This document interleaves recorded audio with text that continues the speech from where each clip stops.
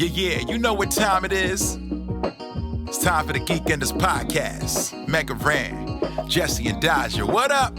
Let's go. Yo, it's the weekend. Yeah, it's time to geek out. Let it begin. Go on, stream and shout. It's Jesse and Dodger, so give them a follow and see what the Geekenders are all about. Yo, it's the weekend. Yeah, it's time to geek out. Let it begin. Go on, stream and shout. It's Jesse and Dodger, so give them a follow. #1 geek podcast, without a doubt. Yo, another end of another long week. Got a job and a kid, I know that you all beat. So take a second, grab a drink and vibe while we catch you up in just a matter of time. On gaming, comics, whatever you're doing. If you're nerdy like us, then you know you should tune in. Thank you for sharing our world with us. Now follow, subscribe, and turn this up. Yo, it's the weekend. Yeah, it's time to geek out. Let it begin. Go on, scream and shout. It's Jesse and Dodger, so give them a follow. #1 geek podcast, without a doubt.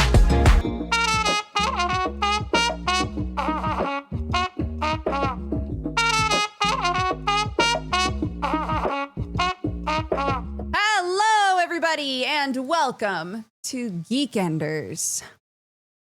Ooh, a fancy. We got a dance? Yeah, fancy game-filled Geekenders. We have so many games to talk about today. It really is. Summer Game Fest, Play Days, Next Fest, all games, all the time. I played so many games. I have more notes than I've ever had for this show, ever. Ever. What do you it's ludicrous. What do you want to talk about first? Do you want to go in order? Yeah, I mean, whatever floats your boat. I'm down to clown. I'm here to freak. I'm also a clown, so. I've heard that about you. Let's start with Summer Game Fest then. Okay. So, Summer Game Fest, I'm sure if you watched the show, you saw all the different thingoos that are coming out, be it you saw the PlayStation State of Play or the Xbox Showcase or Jeff Keighley's Key 3. A lot of stuff coming down the pipeline. A lot of really interesting games. Did you see anything? Because I assume we still have to do a normal podcast time. Did you see anything that you said to yourself, wow, that looks neat? You know how last episode I was like, I'm going to watch some stuff. Right, and I trusted you on that. And you trusted me as your friend to not let that fall through my little grubby fingers. I did trust you, yep. I didn't watch anything, but I did play like 30 demos. So when we get to the demo part, I got you. The rest... Get her, chat. Get her, chat. Slipped through my grubby finger. I'm sorry. It slipped. These guys. I'm sorry. Well, you'll be fine to know that while I thought it was a fine state of play, and I was very like, oh, well, there was stuff for everyone. The internet informed me that it was hot trash. They hated it. That's what the internet told me. Okay. They said it was garbage town. And I was like, I don't know. I thought there was something for everyone. We got games that looked kind of artsy. We got games that looked scary. What did people not like? What were they upset about? I think it's mostly because the trend right now, one of the things I noticed about State of Play, and I mentioned it, you can go watch the VOD. It's Crendor and I watching it. So if you want a Cox and Crendor watches or thing, it's over on Cox Clips. But also, that thing got mega flagged, which I knew it would, which is why it's on Cox Clips, because they were just dumping copywritten songs. Anyway, nice. The vibe of it was essentially, you know how like when WoW came out a few years later, suddenly there's a ton of MMOs that are emulating WoW, and when League blew up, suddenly there's a bunch of people trying to make MOBAs, and then when you had like, you know, PUBG and Fortnite, suddenly everyone's trying to make, you know, their own sort of like Fortnite game. Well, apparently everyone's trying to make this, you know, it's the same thing, where now everything's like a looter shooter or extraction shooter, and everything's starting to look the same.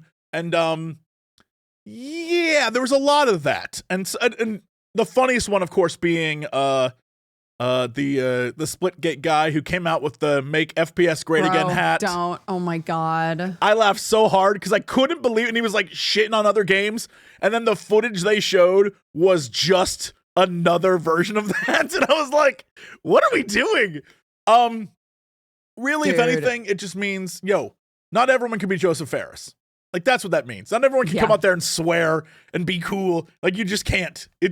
There's one guy and that's his thing. And everyone else is kind of we have exactly one edgy guy. Yeah. And you don't need to be the second edgy guy. And the thing is, he can back up the edginess. All of his games rock. So, like, we let Ferris do his thing because he's that guy. Yeah. Right? We're allowed, but you can't, not everyone else can come up there and do that. So, a lot of that. Kojima showed up again, and we got to see, it was a weird vibe. I, again, was pleased because I got Final Fantasy Tactics Remake, which is right. So good. And as we've discussed before in the pre-show, I just have that universe's music in my head now, and I'm pre-ready to jump back in. It was a weird experience. I think a lot of people were like, trash. I don't know. I'd call it trash. I'd say the show was strange, but the games and stuff that they featured were fine. And thankfully, I got to then play a lot of them. So Playdays is kind of the follow-up. Game Fest is the big event that takes place on Friday, and then Game Fest Playdays is Saturday, Sunday, Monday. I usually only do Saturday, Sunday. I cram every game into those days because I have stuff to do on Mondays. And so I went and just had a blast. Sadly, for some reason, some games are like, you can't talk about us until August, which is weird, but most of them I'm allowed to talk about now, so I'm just going to talk about some of my favorites because I had a blast. Good. One, this is my favorite game, hands down. I must stress to you, before we begin. Yes. There was a story I wanted to tell you. It might be the most embarrassing story ever for me. For you? Okay. So, day one of Playdays, while driving downtown, I'm in the back of a Lyft. And usually if I'm driving on the highway, I'm focused on driving because LA traffic is just the worst. Well, driving downtown, and on the 10, as anyone who lives in LA knows, that's the way downtown, driving on the 10, I'm just staring out the back of the window, looking at the world. Life is good. It's bright and early in the morning. I've yet to have my coffee. I'm still like, I got to get downtown. Oh, we're starting early. I look out on the road. Dodger, right in the middle of the street. Police clearly just got there because they're trying to set up a thing around it. Was a mangled corpse. Oh, poor woman. I don't know who she was. Dead in the middle of the 10. And I was like, holy shit. What the yeah. So, now, mind you, never seen a mangled corpse before. That was a first. So, I don't know if by the way, there was no cars. I don't know if she wandered out there. I don't know any information. I have no information. But what I do know is at some point up here, like I was still registering what I had seen. Not 5 minutes later, I arrive at Playdays. And the first people I see, fellow podcaster, video game reviewer, Skill Up, and one of the heads of PR at Epic. And now, I'll be real, I don't remember if I've met Skill Up in real life before, or just online. But he's like, hey, Jesse, it's so good to see you. And he like dabs me up. And he introduces me to the PR guy. Now, any other time in my life, I would have been like the smoothest criminal ever. I would have been in there. You know me. I would have been like schmoozing with the best. Yeah. The first words that come out of my mouth are, I don't even know what's happening right now. And I walk away. I walked to go get coffee, took one sip of caffeine. I was like, what did I just say? What did I just do? What just happened? When I go back to look for them, they're gone. And I was like, oh. I don't think that you need to be embarrassed about that. Oh, they I were felt probably very embarrassed. They were probably very confused, but like from your They were definitely confused. The look I saw on their faces was confusion. right, but like from the sequence of events leading up to that, I think it was understandable that you were not done. You were clearly not done processing, right? You were like, completely. I was still, but it was hard for you to just say like, hey, I just saw something really horrifying and I need a minute. So it came out kind of weird, and that's fine. That's okay. No, I mean, I understand that. Sure. But the part of me that says, you just look like I'm a big first impression guy. So like, immediately was like, well, they definitely thought you were high. They definitely thought you were on something. And that's cool. So I was like, I gotta go find him. I gotta go find him again. And I could not for the rest of the time. And then I kind of like, you know, like normally my ADD kicked in and I totally forgot. And then I saw the thing and was like, oh no. And so, yeah, that's, it happens. So if they see this clip, Jesse would love to have another shot at that next time you guys are in the same place. Yeah. Or come on the podcast. Yeah. And I will pool a Felicia Day. We'll do candles. I'll bring out Tim Tams. I know you like the Tim Tams. That's Australian. I'll bring out Tim Tams. We'll do the whole, I'm just saying, and I can woo you back to my side. Let me have this. Just saying. Oh my gosh. Should we start doing like podcast trades? I think we should podcast trade. I think we should do some podcast trades, you know? I'll lend you out to the podcast. Yeah, likewise. I will sell you I to didn't another. Mean me. I just meant I'll lend you out. Mm-hmm, mm-hmm. Yeah, I got stuff to do. I know that. It'd be fun though. We could be like exchange students, you know? Oh, and I'll go to other podcasts and make them realize that they don't want to listen to us. It'll be great. Can I say, as a side note, one of my friends from college, shout out to Gavin, I guess do you post clips from this to Facebook? Ooh, or is it Facebook? Or is it just Instagram and Twitter? Instagram will post it to Threads automatically. I see. But I don't even use Threads. We just have an account because shit we post in there. Sure, yeah. I'm not sure where he saw it, but I got a message from this lovely man for the first time since 2018. And he was like, hey, I saw that you shouted out Mystery of Edwin Drood on the podcast. I was like, hell yeah, buddy. But the clip that you posted didn't include the part where I was like, yeah, we did that play at college. So he was like, I can't believe you didn't admit that you were in it, but that's fine. And I was like, no, you didn't see it all. That part was clipped out. That's not my fault.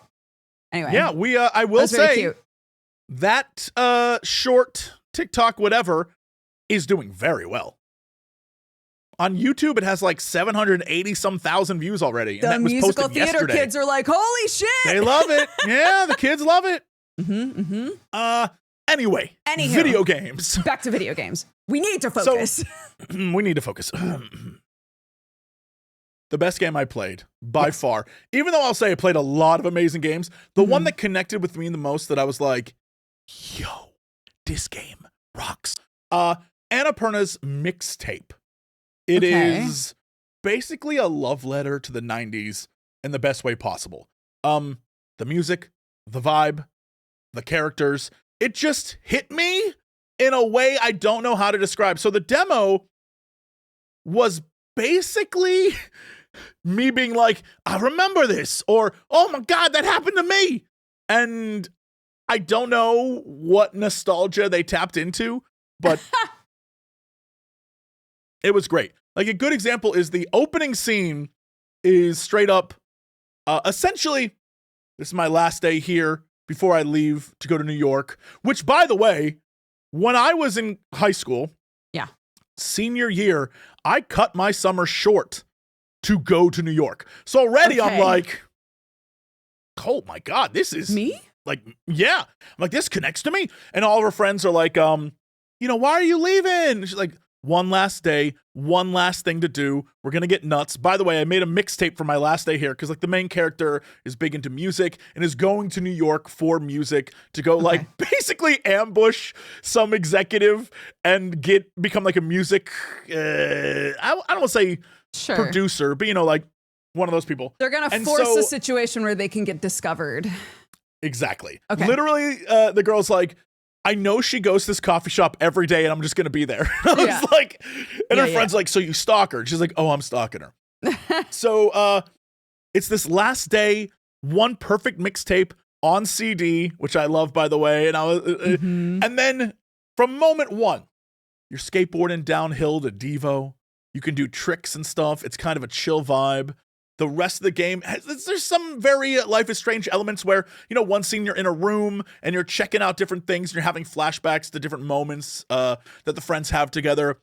One scene is a party where the cops show up and you have to escape, which, by the way, not only have I been there, but to this day, I will say, again, I'm me. Let's be very clear. Yeah. In order to escape a party where the cops show up, I jumped like a 6-foot fence. I don't know how. I had the willpower. I had the power of Jesus. I don't know what was going on. I was like, yeah, did it, ripped my pants, still made it home. So what I'm saying is I've lived this life and I was absolutely feeling it. The music's amazing. The gameplay's super fun. It isn't too serious. It's more of an experience and loved every minute of it. My only question is if you're born, let's say like 98, 99, early 2000s, will this even resonate with you? Because it is so supremely I was a kid in the 90s game. I think it will, not for the same reason, but because we are at the 20-year point where the aesthetic of the 90s is the aesthetic like cool. that people want now. Yeah. Sure. So I think aesthetically, vibes wise, it's not the same as feeling nostalgic for it, but I think it's still vibes with people now. Yeah.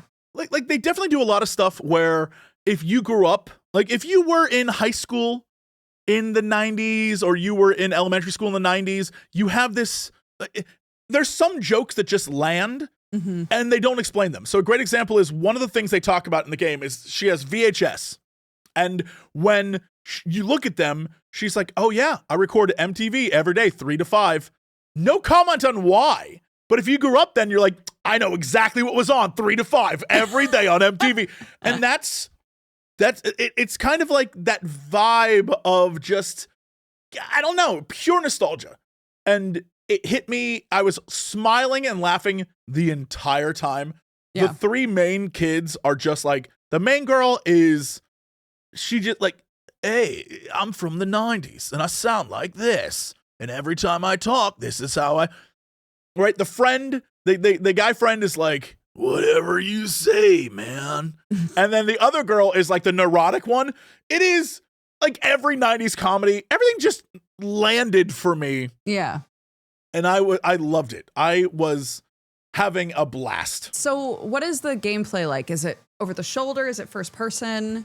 Like, so when you play like I don't want to call them mini games, like the different things that happen in the character's life, it's, over the shoulder, not over the shoulder, it's like a third person, like zoomed back view. Yeah. And then when you're inside the house, for example, like the whole point is, it's really funny. They're going to go to this party and they have stored up some booze in this girl's bedroom. They've hidden it. Okay. Which, who would do that? Who would do that? Right, so they go to the bedroom and they're like, let's get this booze and get out of here. And she's like, no, we can't leave.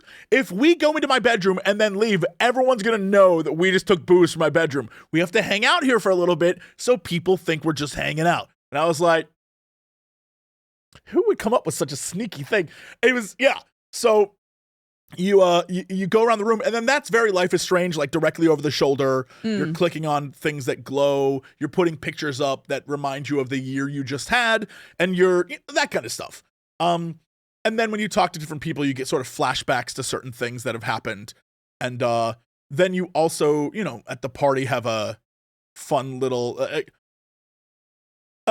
I don't want to spoil much, but the escaping from the cop scene is hilarious because it's one friend who's very drunk and thinks it's all a game. Okay. And one friend who's freaking out, and then you trying to get them out of there. Hilarious. It is like, it has the vibe of a 90s movie, like a comedy, like a growing up, coming of age tale. Big fan. Big fan. It sounds great. I wish listed it. Yeah. So. Yeah.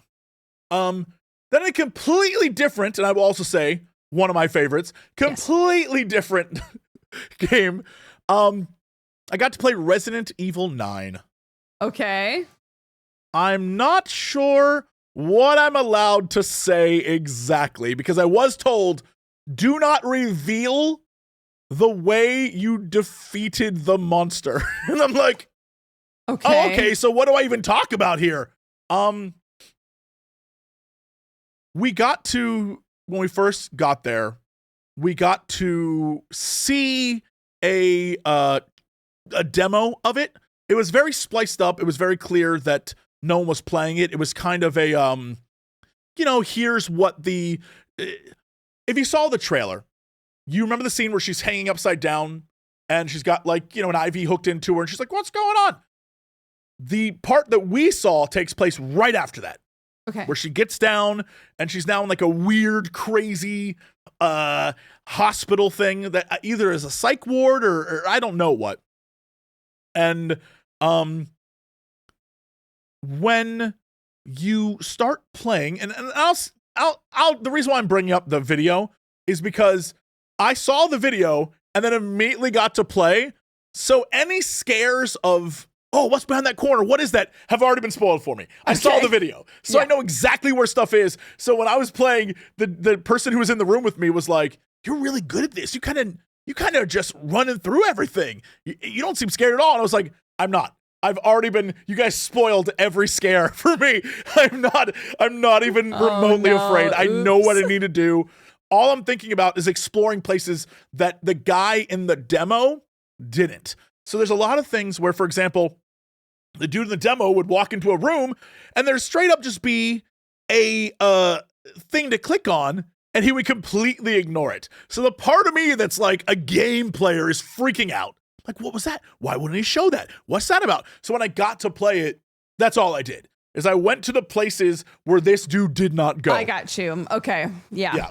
But other than that, I kind of knew what to do. So I wasn't afraid. I was just running into rooms, grabbing an item, running out of a room. I will say that the thing that's interesting about this demo is that it's Resident Evil. You would think that there would be zombies, some sort of T-virus or Las Plagas or whatever. No. There's nothing. No. It is just creepy and weird. And there are no lights except for in 3 spaces there are lights and they're usually flickering. And you play as the new girl and she's like, what the hell's going on? Where is everyone? This is crazy. And then you have the greatest reveal. Honestly, I don't want to spoil the reveal, but I will say this. The creature that exists in this building eats zombies. Okay. And so clearly has eaten all of them. And now is trying to eat you. And I was like, yo! So this thing is out to get you. And it is cat and mouse the entire time. You have no weapon. It feels very much like if you played Resident Evil 7. After you defeated, Big Mama, after you defeated all those things, you were just put in that house with the weird baby. For anyone who played Resident Evil 7, you know what I'm talking about. You were put in, 8. I'm sorry, Resident Evil 8. Sorry. Resident Evil 8. You're put in the house with the weird baby. And it's a weird experience. So same thing here, where this creature is hunting you down, and over the course of the gameplay, you have, boy, this is tough. I'm trying not to spoil things. Like, you will find a book.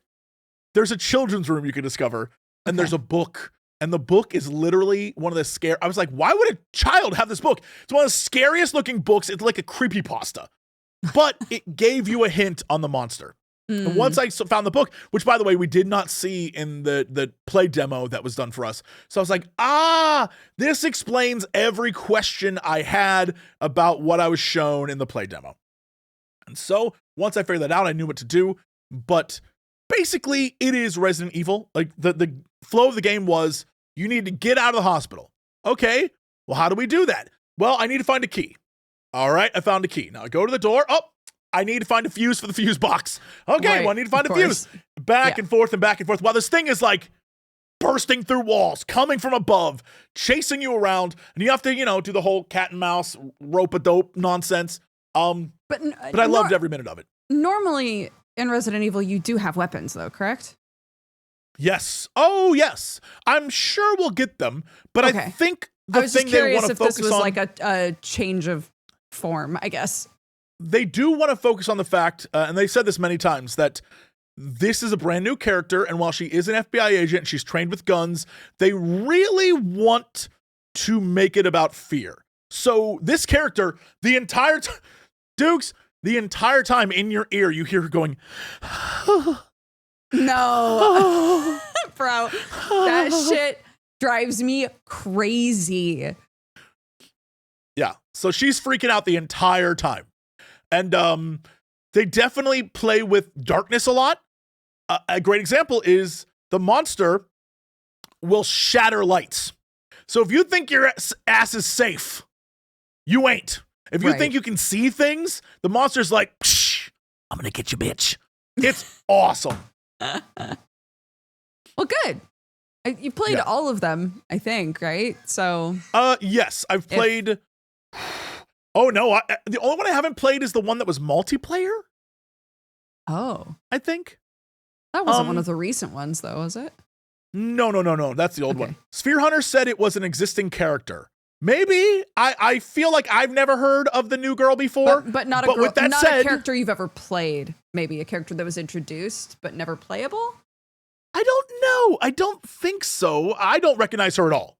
Okay. She's not related to anyone that I'm aware of, but I could be very wrong. I would say Suze knows more than me about Resident Evil, so just, I'll let y'all deal with that. You're one of the scary game men, so I would defer to you. So if you're daughter going to of the defer Outbreak to reporter, interesting. Okay, well, see, there you go. That is a thing that, I had no clue. All right, see, now I know. I had no idea who that character was. But again,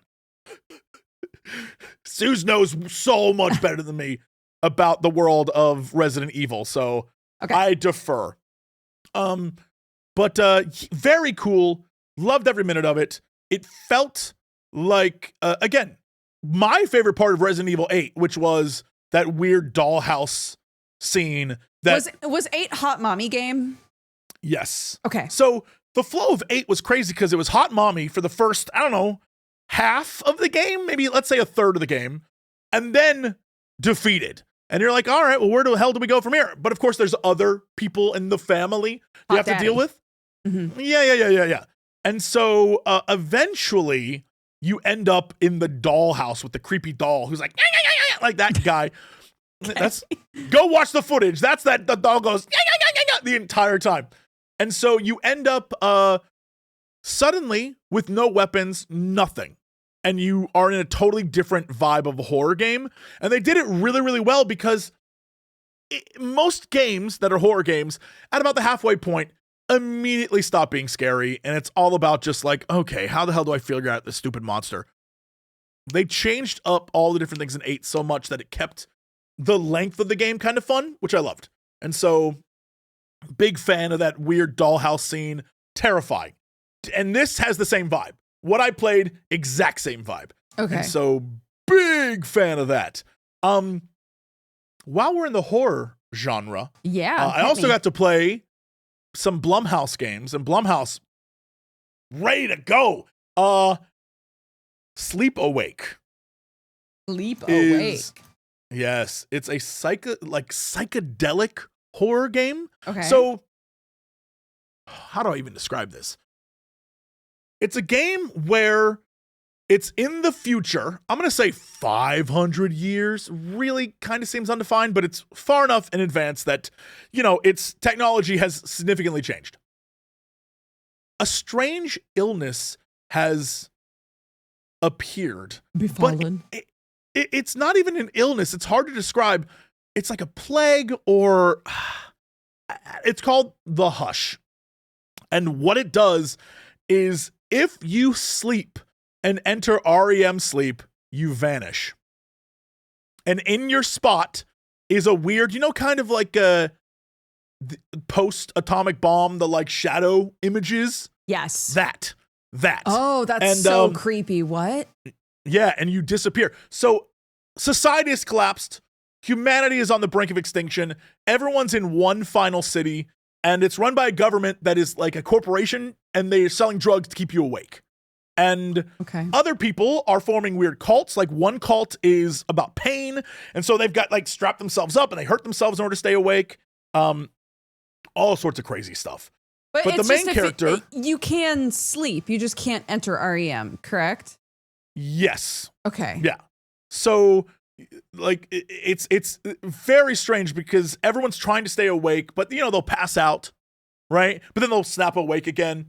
And so the main character, her father, I guess, was making drugs to keep you awake. And so she's doing the same.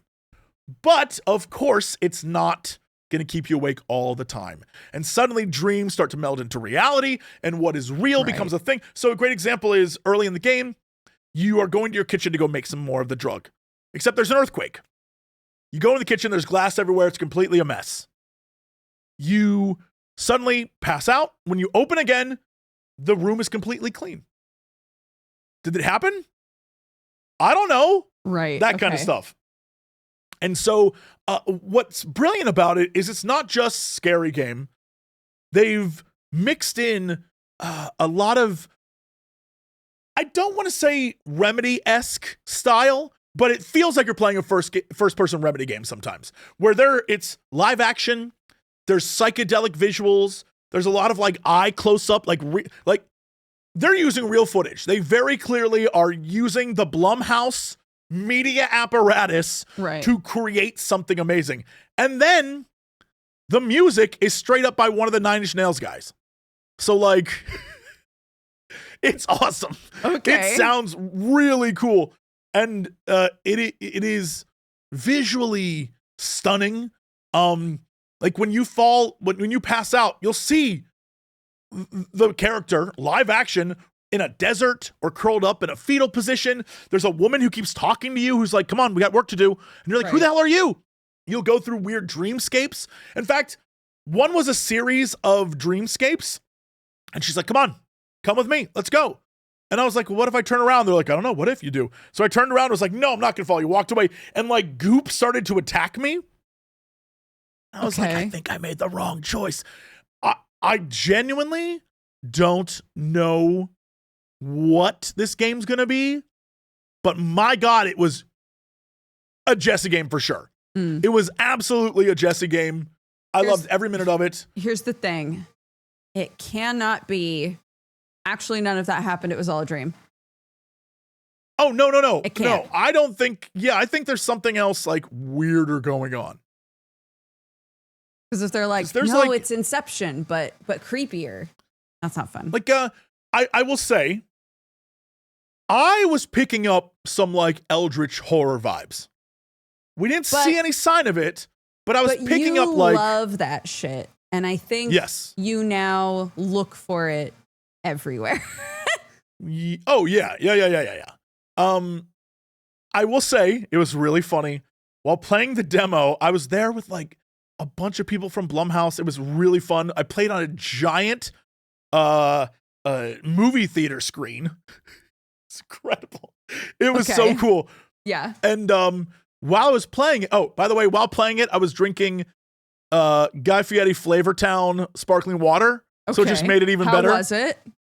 It was sparkling water, so it was, sparkling water. Sure. And while I was playing it, I spent most of my time looking around checking out all the notes, looking at the weird stuff in the world, really trying to invest myself in it.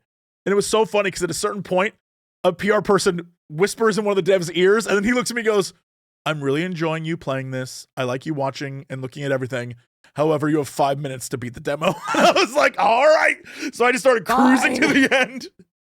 But yeah, I was playing it like I had just bought the game. And it was absolutely what I want in a video game. It was so cool. Again, very excited for that one. Solid horror game that isn't like jump scare, but also what the hell is going on scary. I have to say, the visuals are way creepier than I expected. Yeah. To look. It looks like a horror game. It is uncomfortable is the best way to put it. Again, because it wants you to feel like you haven't slept. Yeah.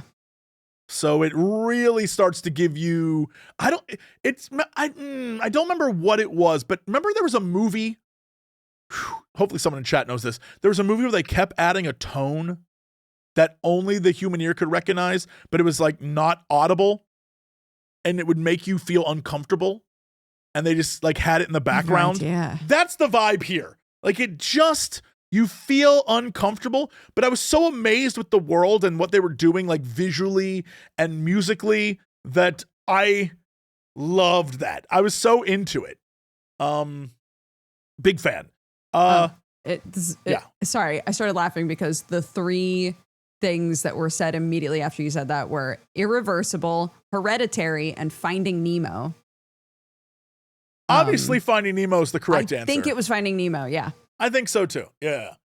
Then I played another Blumhouse horror game that I think is a U game. Okay. 100% Dodger game. It's called Grave Seasons. And Bro, I have been following Grave Seasons since the person who made it was like, I have an idea for like a little game. I don't know. Maybe I'll make it. Is this anything? And now look at us. Anyway, keep talking. Yep. So for those who don't know, Grave Seasons is a narrative farming simulator, except I'll just tell you the first 5 minutes of playing. You're a young person who goes to a farm. You either inherited or bought it. I'm not quite sure. They ask you and you can say either. So I assume, I don't know, you can lie to people. But basically, you meet a guy or any character. I don't know. There's a lot of randomness in this game. Like, hey, welcome to the town. Everything's cool.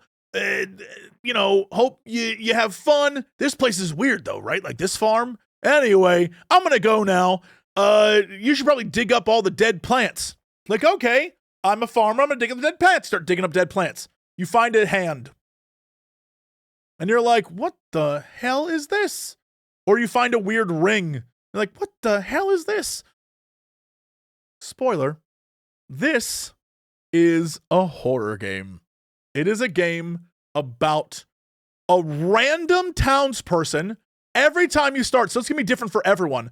A random townsperson is a supernatural killer who will proceed to kill other people in town. And you can help stop that from happening, or you can just be a farming simulator and not give a damn.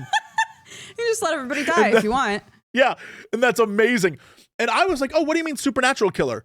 I saw the first kill. I don't want to spoil it. I was like, oh, I thought it was going to be a dude showing up and stabbing you. Not at all. It is way crazy. Can you date the killer?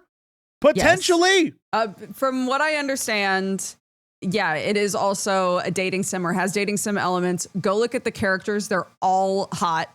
And one of them, because it's randomized, so 100% you can start trying to date the killer. I would love to know the ending where you date the killer and don't interfere at all is. Yeah. That sounds hilarious. You know what, boo? You keep doing your thing. Yeah. It's so funny because it looks, sounds, everything about it is like, hey, we're having a good time. It's a farming simulator. But yeah, it's like, meet me at night in this particular spot. And you're like, oh, okay, I'll do that. And it's like, why are we out here? It's creepy. It's like, don't worry. I just like practicing the occult. And you're like, oh, okay, well, you're cute. So I'm here for this. And in a normal farming simulator, you'd be like, that's fun. But in this, you're just like, am I going to die? Yeah. oh, it's so cool. Plus in your farmhouse, there's locked rooms, but you can get crowbars and different things to pop them open. But sometimes it's like, the crowbar won't help. I wonder what's in there. And I'm like, what is in there? It's really cool. Solid mystery. Also, when it's like a demo or something adjacent to a demo, sometimes you're like, are you just keeping me from going in there because this isn't the full game? Which is I asked them. Yeah, I asked them and they said, well, you are being railroaded a little bit so you can get to the big kill. And I was like, okay, all right. They're like, it won't necessarily happen like this in the real game. We're having characters show up to kind of guide you. And, it's like you basically have a day. However, if you're like, but I like farming simulators and I don't want to be scared. If you're curious what I was doing most of the time, it was picking up trash around my farm, cutting down trees and planting crops. So a farming simulator. Yeah. Is what it is. Except there's just like another layer. And this goes back to something that you and I have talked about before, where sometimes just taking two things you love and mashing them together into a game can be really fun. Yeah. There's a demo that I played that 100% was that sort of vibe. Yeah. It's very cool. Love that. And then the last Blumhouse game, which I will say was genuinely probably the most Davis game, but it featured one of my least favorite things in a game. Not that I hate it, but it's like too scary for me. It's called Crisol, Theater of Idols. I think it's Crisol. I think that's what it is. Basically, it's like first-person Spanish Lies of P, I guess is the best way I can describe this. You are in an abandoned town where most of the populace, or at least the things that exist there, are doll-like mannequin monsters that you have like a gun that uses your own blood. When you reload, it sucks your own blood to shoot. Okay.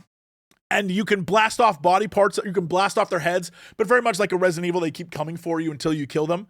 And it's this abandoned, it kind of has an Eldritch vibe to it. There's definitely like something with mermaids, and anytime mermaids are around, I'm like, no, that's Cthulhu. But there's definitely something going on. However, there is a giant robot mechanical monster that has like a Virgin Mary face that keeps hunting you down the entire time, but it talks to you. Okay. And it does the thing I hate, where it's like, I'm gonna find you. You could be 5 blocks away and that thing is so loud, you don't know if it's behind you or 5 blocks away. Right. And so the entire time I was stressing, because it also does the thing that Resident Evil does, which is you got to open that gate. Well, in order to open that gate, you got to start to crank, and you got to keep cranking. And when you start cranking, you make noise, and that thing's coming for you. So it better be far away or else it's going to get you. Oh, that's my least, like, I hate that in horror because it jump scares me every time. Yeah. Every time I think I'm going to do this and it's like, gotcha, bitch. I hate that. Oh, so I was on the edge of my seat the entire time. I had like Blumhouse execs behind me watching me play, and I was like, please don't do this. Right? The dev is cracking up as I'm like running from this thing. Not like genuinely scary. But with that said, when the monster wasn't chasing me and you had to fight the people in town, love that bit. Got a shotgun, blasted their asses with my blood bolts. It's great. And the kind of the way it works is you have to just keep, so you can go around and anything that's dead, be it town person or chicken, you can drain their blood. Okay. To then refill your own so you can refill your gun. There is clearly something there mechanically in the world that allows you to do this. I don't know what it is. I couldn't tell you what it is, but very cool stuff. Love that. Blumhouse has got like some bangers coming. So if you're a fan of horror, yeah. I liked Fear the Spotlight. I thought that was an incredible game. So excited to see what is coming down the pipeline from them. Oh, speaking of scary, yes. I cannot talk about this at all for a while. Okay. Phasmaphobia. I got to see the new stuff. Oh, okay. It looks awesome. I definitely think that we should jump back into that whenever the new stuff comes out, but I can't talk about it. So I will say quality of life improved 2,000%. They got picked up for a movie. And I think this is all leading to like that and sort of a Phasmaphobia universe, but yeah, pretty cool. But I can't talk about it, so I won't. Also, wow, there were a lot of horror games. I got to see the new Dark Pictures game, Directive 8020, which is another game that you'll probably kill everyone in. What the fuck? This time the premise is essentially what now? It's a space game, correct? Yes. They're in space. Yeah, you're in space, and it does my favorite space trope, which is there are creatures on the ship that can morph to look like us. And so, in very, Dark Pictures-esque quality, you got to figure out who's real. And a lot of the characters like, I'll kill you. I know you're fake. And then you have to make the choice whether to pull the trigger or not. And is that person a real person you just killed? Is it a monster? You also have to, escape from them when they reveal themselves. They're very noise-based creatures, and they're terrifying. They definitely have thing aspects where they're like, like crazy monsters. Yeah. And but they can't be killed with just like a gunshot. Pretty interesting. It is kind of Among Us-y. Yeah. Except it's a Dark Pictures thing, and it has a ton of great actors in it, and you can get them all killed. A lot of repeat actors that they've used before as well. Mm-hmm. Yeah, I think the main character is, oh God, what is her name? I forget her name, but if you watched Obi-Wan, she's the Inquisitor who tried to kill Obi-Wan and fought Darth Vader and lost. Her. Gotcha. I can't remember her name at all, but she's in it as well, and it's super intriguing. I don't know what the big time to beat or how long it's gonna it's a Dark Pictures game, so it could be massive or it could be very short. I don't know. Mm-hmm. But they do have a rewind feature now, so you can go back and check your choices. I did say, which is fun. See that they were talking about that. Yeah. So very excited for that one. That'll definitely be a Scary Game Squad. I guess at some point. As an alternative, play it. As an alternative to chapters, right? Because in their past games, it's been do you want to replay a chapter? But instead, in this one, it'll be I want to go back to that choice and go from there to see how it branches differently. Yes. I guess. Oh, I was wrong. I got my Disney properties mixed up. Is she the actor from Marvels? Marvels? Lashana Lynch? Or Captain Marvel? Boy. Girl, I have no idea. Yeah, look, I've fallen off of if you ask me, Jesse, did you watch Obi-Wan? No. Clips on the internet. So I really wish, if you're asking me, do I know for sure? No, because I did not watch any of it. Yeah. Because I did not care. Very interesting, very cool. Excited for that one. But I'm sure it's a ways off. I don't remember. Anyway. Then I played a game that I'm just going to say for the record, I'm ready for it, Dodger. I'm ready for you and I to play. Okay. Escape Academy 2. Yeah! I'm so ready. Yep. Escape Academy 2 is back. It's just as good, if not better, the puzzles, the room escapes. But yes, in between the room escapes, you remember last time it was I'm the sassy one. By the way, she's back, and I love her even more. She's I'm the sassy one, and I'm attracted to Jesse, and I think he's so sexy, is what she says in game. Uh-huh. And before, there'd be little interstitial story bits, and then you go into a puzzle. Now, when a puzzle is complete, the door opens, and you're in the school hallways. And the hallways have puzzles of their own. So it's all puzzles all the time. Nice. The demo that I played, there's an escape room thing that you did. Not going to spoil it because it's probably in the game, and I want to do that with you. Yeah. But then the door opens, and now you're in the halls with all the lockers. And the first thing is you have to find your locker. So you need to know which character you are because you're in first person, right? So you don't know which person you are. And then you have to identify your student number and then your locker and figure out how to get into the locker. Then, once you do that, you need to go to your room. Well, where the hell's your room? So you have to find your room. And because it's Escape Academy, everything's a puzzle. Yeah. And so now you're walking around trying to figure out where to go. And then there's side quests. So someone will be like, man, you know what I need? A soda. And you think, okay, cool. Go to the vending machine. Out of sodas. So where the hell do we get one? Well, we can break into the cafeteria. Like that kind of stuff. Yeah. And so, big fan. Loved it. That sounds like a natural progression, right? If they were going to do a second one. And what's really funny is at Playdays, they had a wall of everyone's notes. And most of the notes were like a few scribbles.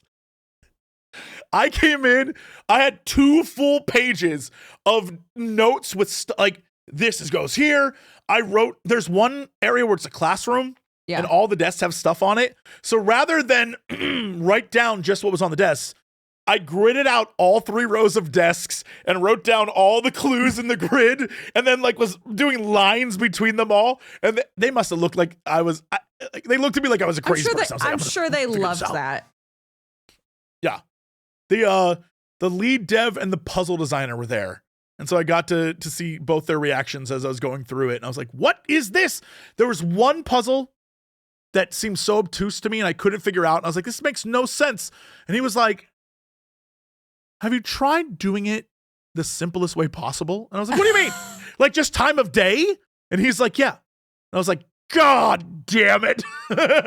So, overthought it as usual. A classic overthinking moment. Yeah. Yeah. So that was very fun. Man. Oh, really quickly, I got to play new Darktide. Okay. Dukes. Yeah. Shout out to my boy Mathis, who has like 120 hours in that game. There is a new, I believe it's the Arbitrator class. Okay. Where you're basically, they're not going to say this. They'll never admit it. But you're basically 40k Judge Dredd. You have a riot shield that you can get.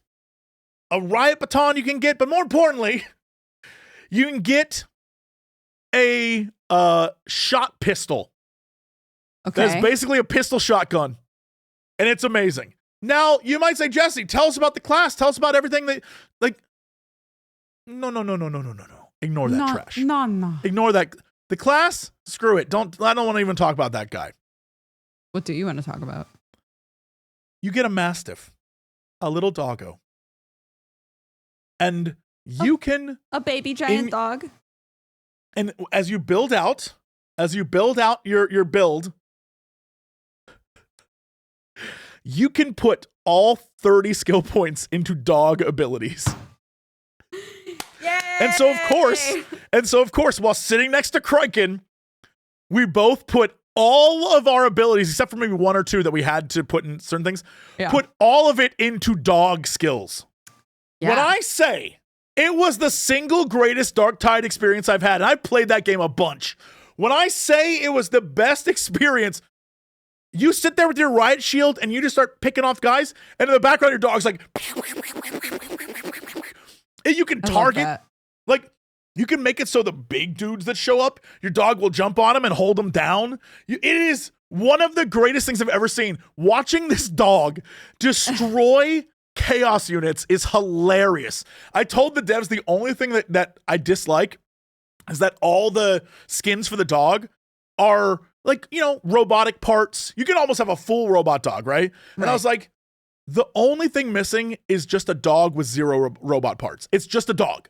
Like, that's the scariest thing. If you live in a universe that is constantly at war and your dog has no robot parts, and has that guy's a stone cold killer. Yeah, that's a killer, man. 100%. I was like, I want that. I want that dog who has no injuries and he's just destroying It was so funny to watch. Every moment was a laugh riot. I was like, I love this dog. This is the best thing I've ever seen. He's like, I'm telling you, it was like watching The Flash. He's like, pew, pew, pew, pew, pew, like flying around the screen, murdering everyone. I was like, yes. It was great. It was so, Criken and I were laughing so hard. We had 2 other people playing with us who were, I assume, online somewhere. And they were, they were playing the old classes, but like, they were missing out. 4 dogs would have been amazing. That would have been it would have been the best campaign ever. I laughed so hard. I was when like, it goes live, we can do 4 dogs. We can 4 dog it. The thing is, I was at max with my skills, so I probably need to go in and have like Mathis power level me, because that man's got these guys. He's got the ability. I want to hit max level with the dog, because at first you don't get much dog skills. You have to make your way down, and then it's all dog all the time. But what's fun is that basically the builds you can do are one's a tank, one sort of you charge him with your shield, and one's kind of like a support class. Okay. So basically I went tank so I could stand there and hold my gun, and my shield, and then I just let the dog do all the work, and it was great. It was beautiful. That sounds lovely. Yeah, and then because, we gotta probably hurry this up so I can get to stuff you played. I played Pedal Runner, which is a very fun kind of like Game Boy-esque game that's imagine if Pokemon could talk, and it was kind of like actually it's more like Digimon. Okay. Very cute, very fun, love that. I played King of Meat, can't talk about that for a while. Okay. I played Exoborn, and it was fun, but definitely not like a Jesse game, very like a extraction shooter. Mm-hmm. I played the new Dying Light. That was great. I am excited to play it. I love the Dying Light games, except I played it on a controller at the event, which I knew not what any of the buttons did. I felt so bad because I was like, what does this do? It was like old man plays game. I was like, look, I play on PC. When I play, half my buttons are to my mouse. So when I'm jump kicking dudes, I'm pressing mouse buttons. I don't know what the hell I'm doing on this. So I felt bad because, that was rough. But I loved it, and I love Dying Light, so I'll play that. And then, of course, they had Firebreak, which comes out next week. So, I'll play that for sure. But the 2 that I think really were kind of like treats Out of Words is a epic game. Basically, it's a co-op game that's similar to kind of like all the other co-op games we have to work together to achieve goals, except this one is stop motion and everything's handcrafted. It's one of the most beautiful games I've ever seen.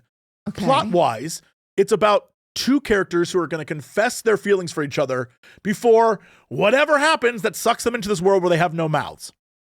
So they can no longer express themselves verbally. Oh my goodness. So it's that kind. It's very cute. It's definitely one of those play with your significant other kind of games. Sure. But it's also hilarious. Like, there's a bunch of, I don't know what the real plot is, but you're in a world where there's like a flying manta ray cutie pie that's your kind of your pet that leads you around. There are people made of clay, and some of them aren't formed into things yet, so they're like, oh, I wonder what I'll be, like that kind of thing. Okay, yeah. There's one part where there's this guy and he's peering over the edge of a cliff, and he's like, oh, I don't know what I'll be. So many choices. And you can push him and he'll grab onto the other ledge, and you walk across him. He goes, I'm a bridge. Oh, lovely. Very cute. Cute. A lot of that. Very impressive game. I was telling the devs how much I enjoy the fact that like it is so very clearly a game created by people passionate about creation. Yeah. And doing something. It seemed like it had not the touch of a CEO on it, and I loved every bit about that. Very fun. Then I played Infinitesimals, which is the game, if you saw the Game Award, or not Game Awards, the Summer Game Fest, looked like ants, but ants in the year 3000, where they were all like, it was dudes with guns, and they looked kind of like ants, but they were, in the backyard-ish kind of thing. Yeah. Played it. Here's the plot. It actually makes a lot more sense. You're aliens who have come to Earth, and it just so happens you're very, very small. So you are little tiny aliens in a jungle that is straight up just grass. It is great, super fun to play.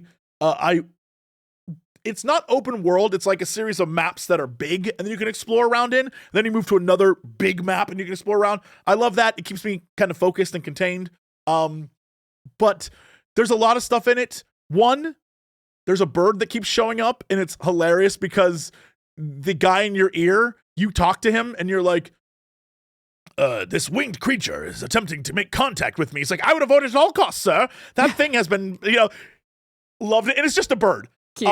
Yeah. At one point, you find another alien who's one of your friends, and he's like, come on, sir. And he jumps on your back. He's like a little backpack alien. I love him. If anything happens to backpack alien, I'll be so upset.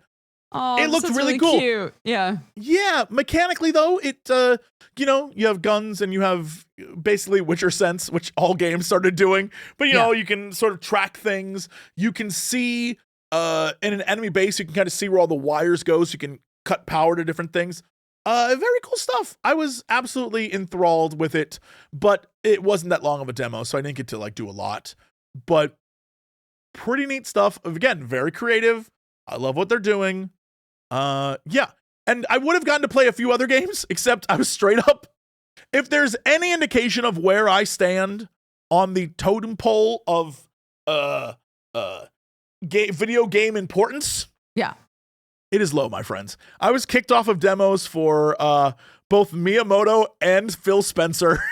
So they were just like, we're so sorry. I was like, you're not, but it's fine. It's all right. Don't worry about it. Just have too much of an attention to detail. That's all. Yeah. That's fine. I was not upset. I was like, trust me, I understand. You don't. They're like, we're so sorry. I was like, it's fine. You don't need to say anything. I remember vividly years ago at E3, Crendor and I playing Cuphead, and they're like, you guys got to go. Kanye West is here. And we were like, can we play with Kanye? And they were like, no. No. So it's fine. I'm all right. It's happened to me forever. Yeah. But yeah, that's kind of, I played a lot more things, but I feel like we should move. Oh. Yes. I will say. Yes. Another game that I think I don't have answers for yet, but it seems like a very Dodger game. Because it's called There's No Ghosts at the Grand. Okay. It is a narrative-driven hotel repair mystery spooky British seaside town musical. Okay. Yeah. I mean, that's a lot of things, but it still feels like I'm in that Venn diagram somewhere. Yeah. Yeah, basically it's a musical, but you play as a character who has come back to fix up an old hotel that may or may not be haunted. And the town itself is so welcoming during the day, but at night there's clearly something going on. And then it's also a musical. So you are building you can tear down stuff. You can repair things. You can rebuild the hotel, place things in different places. So it's like a hotel management game, but first person, and also a musical, and also a mystery. Right. I genuinely don't know what the final product's going to be, but it was super interesting. There's straight up just a musical number where ladies dancing and telling you about the history of the hotel, and I'm like, what is this game? I kind of love that feeling. There's so many games have maybe a different aesthetic or a different, sort of plot than you're used to, but mechanically will be identical to another game that you've played. It's so fun to start playing a game and be like, I have no idea what the fuck is going on. Yeah, there's a talking cat. There's all sorts of stuff. It's one of those games that I almost feel like can't exist, but if they pull it off, it's going to be amazing. But also, I don't know how they're going to pull it off. You know what I mean? Like, there's so much going on. I can't tell. Oh my God. Oh, speaking of going on, there's so many games I'm trying to make this easy for you. I'm trying to get to demos. No, I love it. Crimson Desert. Yes. It's a game that I thought was going to be hot trash. It's a game that I was like, it's going to be, I don't know. That demo was fire. Yeah. It was so cool. Now I got to play only a slice of what the game is, but it's kind of like Dynasty Warriors meets Middle Ages meets Magic and Dungeons and Dragons. I'm just going to rattle off some things I could do in this. Okay. So it said, okay, there's a massive battle map, and it will give you objectives. It's like, okay, you need to go up there and destroy these 2 towers because they're raining hellfire down on our troops. And it's like, okay, I'll do that. So you're a guy who you can jump on horses, you can battle guys, right? The combat's really cool. But you also have magic. So you can send lightning to kill guys, you can burn guys alive, and then you also have ice. And the ice ability can freeze men, it can freeze horses, it can freeze the water. Like literally, if you want to skip across the battlefield, you can make ice cubes in the lake and go across the ice cubes, right? When you attack guys with the sword, when you swing, it leaves a trail of ice that slowly melts behind you. So you can see the like murder you're causing. And if you want, you can also be like, F it. I'm going to hook shot onto that mountain and scale the mountain over. Or I'm going to use these trees and swing from tree to tree or spin myself around and fling myself towards the enemy. Right. I was like, what the hell? Then you have the ability to call in cannon fire yourself. So you can mark units and then suddenly a barrage of cannons come. It was one of the craziest things. I was like, this game is amazing. Oh my God. I thought it was going to be trash. Wrong. I openly admit I'm wrong. That was awesome. And then there'll be other missions. So like once you take the 2 towers down, it'll be like, one of our men are trapped behind enemy lines. If you go back and get him, it's like, okay, you can do that. But if you are pushing with your army and you're going from south to north in this battlefield, you can come across that guy anyway, save his ass, and then when the mission comes up, it's like, good job, you saved that guy's ass. And I was just dumbfounded with how much I enjoyed this game. At one point, there's a tank that shows up, and not a tank, but like a bunch of shields around 3 cannons that are slowly moving through the battlefield. Okay. And there's like 10 ways to kill that thing. The best way is you can climb up to the top of a tree, glide down, kind of like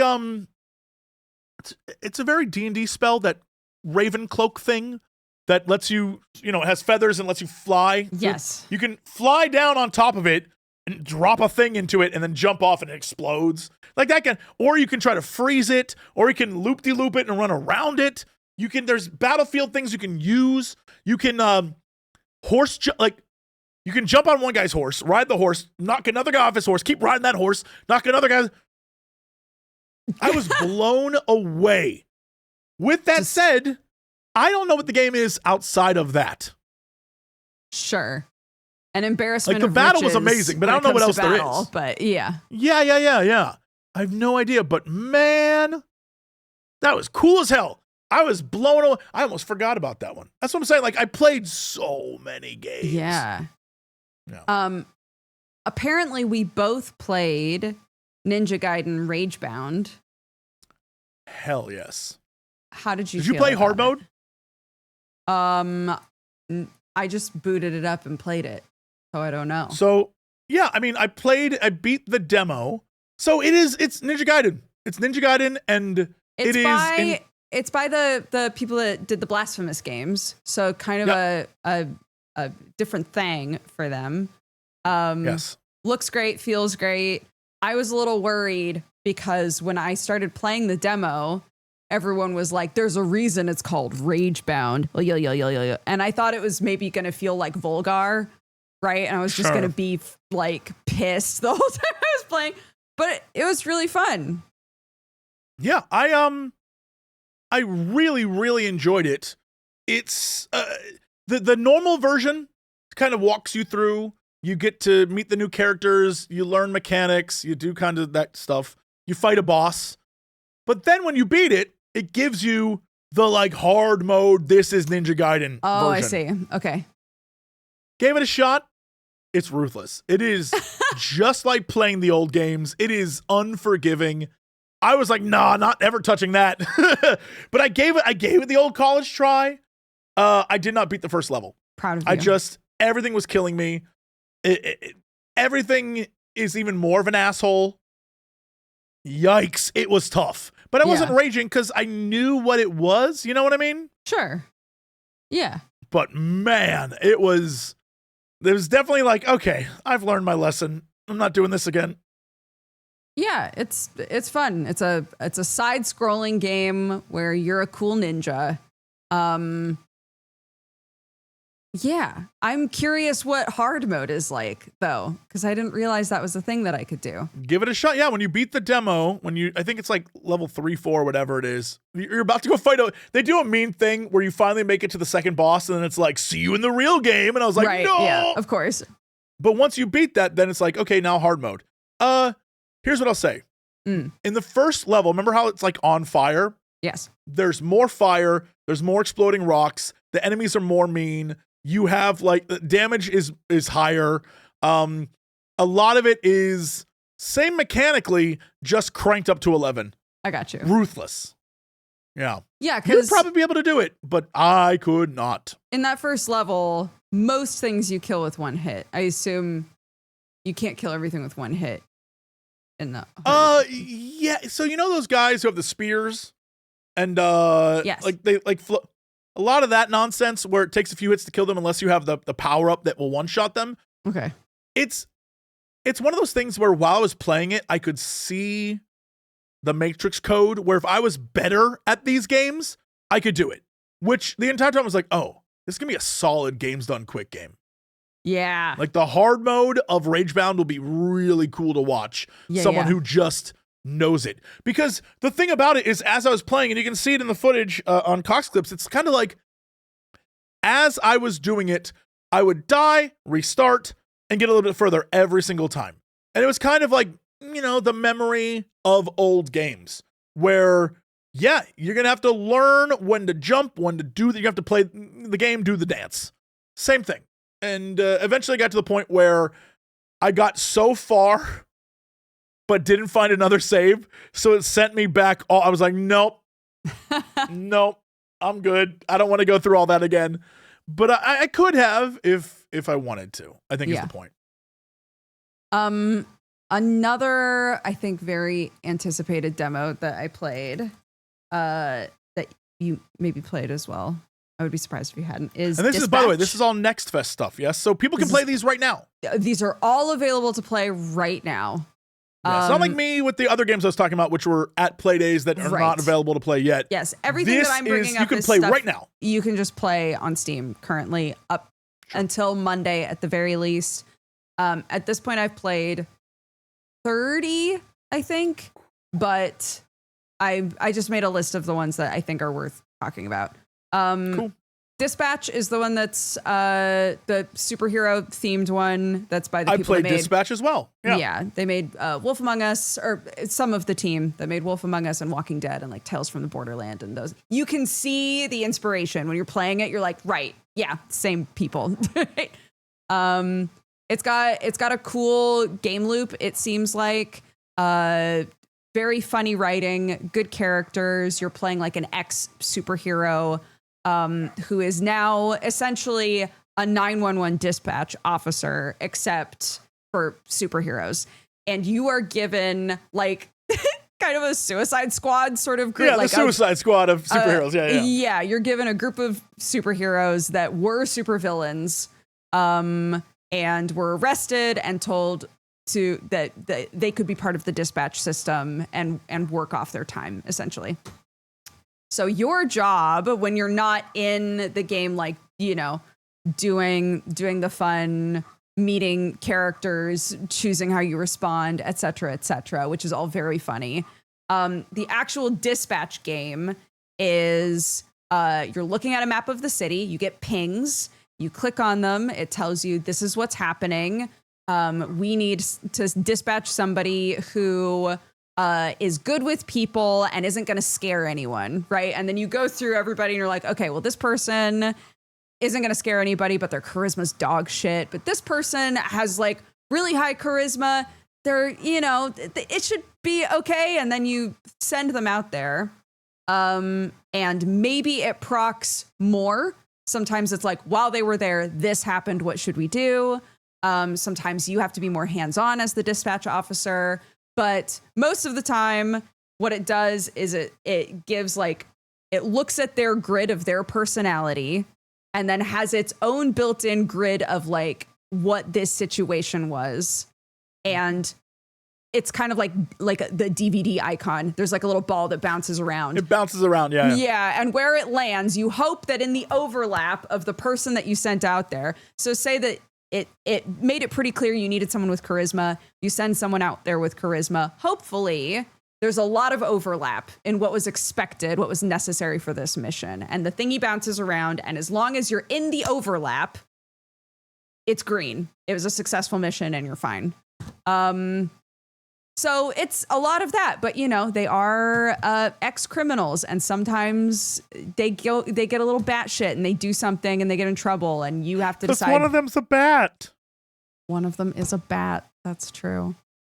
I didn't realize there were follow-ups. So, for example, one of them is they have to break up a bar fight, I think, and I literally just didn't know that you had to click on it again in order to continue that story. So a bar fight just erupted, and my characters were like, well, that was trash. And I was like, what do you mean? So now I understand there's follow-ups to some. Mechanically, there's it's a lot of choice. So like Dodger was saying, if you send 2 people to something, those 2 people can't do something else.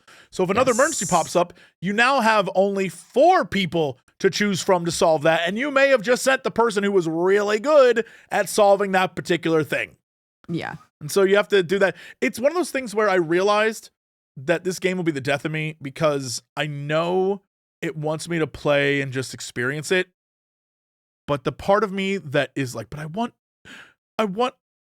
I would really like to win is going to have a game FAQs right over here. Like, what is the best place to send my people? Like, I just will be very upset if I don't get it correctly.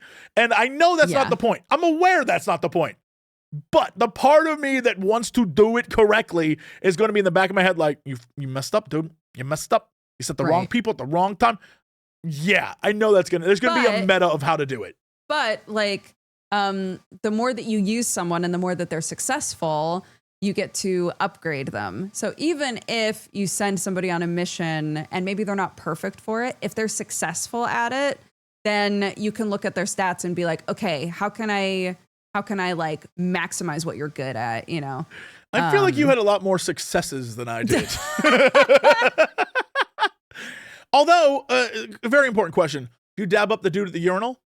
No. That was my boy. He's lovely. He's lovely. Yeah. He's a lovely man. Did he touch it? Did he touch any of his body? No. That man's dong was so big, he did not. I was two-handing it. But he wanted it. You don't try to dab somebody up at the urinal. He wanted the dab. I don't care how charming you are. He wanted the dab. He wanted to guess what? It's a vicariously touch your dong. And I was going to let him have it. I don't care. I was going to let him have it. Both people have to be. And your guy's like, hey, man, did you wash your hands? And he's like, I was not fine with it. No, it was fine. I did think it was very funny that he had a decently long sequence of explaining how he does everything without touching it. Yeah, without touching his dick. Yeah. Here's the thing, though. That man, see, this is the problem. Remember when we played Life is Strange and everyone was telling us that one guy's a bad guy? Don't listen to him. And I was like, maybe he could pay off. Let's go down this path. I'm telling you, 50 hours into that game, touching that man's hand while he's peeing is going to be like, hey, remember when you touched my hand and you dabbed me up? I'm here to save the day, man. And I'm going to be the hero because all it took was touching that man's hand while he took a piss. Look, if setting boundaries with the lovely Samoan man is going to make or break my game, then I guess I don't know how I feel about this game anymore. I feel pretty good because that guy's he's gonna burst in at the last minute and be like, "Dab brother, I'm here to save you," and I'll be like, "Don't worry, I knew you'd come." Yeah. You touched me with your ding dong hand, and that's how I knew that we were close. We were tight. Yeah, damn right, damn right. Look, the rules were off. It's your first day on the job. You got to make good friends. Yeah, and that guy wanted to be your friend. It's prison rules. It's because he recognized us. We have a secret identity, chat. You'll have to play I don't the think demo. It's prison rules. I don't think it's prison rules either. I don't think it's prison rules. I was trying to move on from that. Yeah, that was a fun demo. It made me laugh a bunch. Very funny. Very excited to see it. The voice acting is very natural and funny, and everybody has very good charisma. I think the characters are gonna shine. I will say time. it's really fun. I'm not gonna say this is the Jesse Cox School of Voice Casting. However, yes, they are pulling from the Monster Prom theory of let's cast people from all walks of internet life who definitely have a following because we got games to sell. When I saw the cast, I was Jackson there. When I saw the cast, I was like, they are devious. Look at them. I was like, they trying to sell copies. Yep. Speaking of voice actors, we got a demo of the voice actor game, Date Everything. Yes. I haven't played that. What was it like? Oh my gosh. It has everybody in it. What the hell? So Are you in it?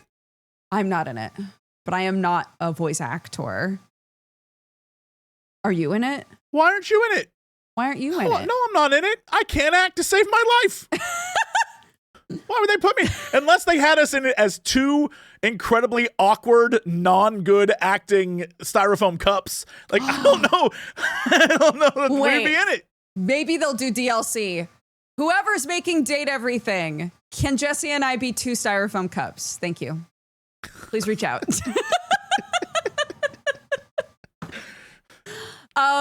Okay, the concept of the game is you are hired by this company. You log onto the computer to start your first day of work, and they're like, actually, we've replaced you with a computer, but we literally just hired you, and we'll get in a lot of trouble if we try to fire you on the first day. So I guess you're in limbo. So have a nice one. And you're like, okay. So get up from your computer, you're putzing around your house, and suddenly there's a drone that drops off a package, breaks your window to drop off the package. You get like a weird message from somebody. He's like, I'm going to give you something. Don't ask questions. You're like, okay. You open it up and it's a pair of glasses. You put on the glasses and suddenly you can see this lovely lady who I believe is voiced by Felicia Day.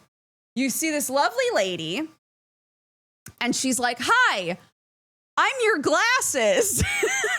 And you're like, okay. And she explains that she is a magical or technological, I'm not sure that it's been explained very well, but I don't need it to.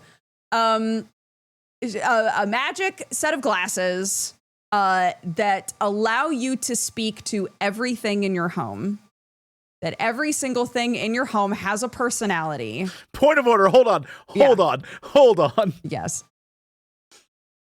My assumption, again, I have not played this demo.